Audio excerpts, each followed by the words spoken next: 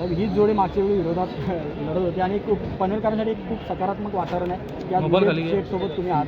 नक्कीच मागच्या वेळी आमच्याकडून चूकभूल झाली असेल, परंतु आम्ही विकासासाठी किंवा जनतेच्या सेवेसाठी आम्ही सर्वजण एकत्र आलो आहे.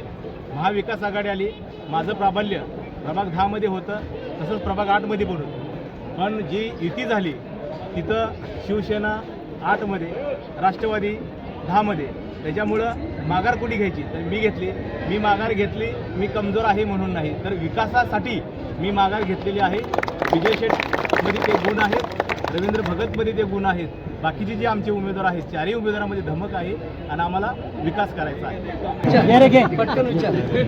विजय आपली पहिली प्रतिक्रिया थेट विचारते, काय प्रतिक्रिया नेमकी कशाबद्दल? आता निवडणुकीला रिंगणात उभ्या आहेत, प्रभागाच्या अनेक समस्या आहेत, तिकडचे देखील सांगितले जाते. आता नेमका अजेंडा आपला काय?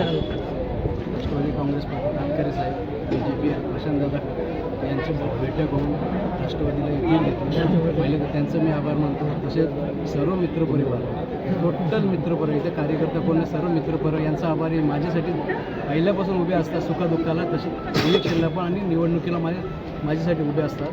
तसं अमर पाटील असू दे, मोठे असू दे, यांनी खूप सपोर्ट केलेला आहे मला आणि हे असं मी कधी विसरणार नाही. धन्यवाद.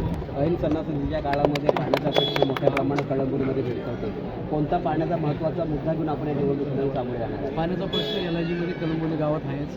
तो आता युतीचं सरकार, युतीचे आपल्या जे सरकार येणारच आहे महानगरपालिकेत, तेव्हा आम्ही पहिला पाण्याचा प्रश्न सोडवण्याचा प्रयत्न करणार.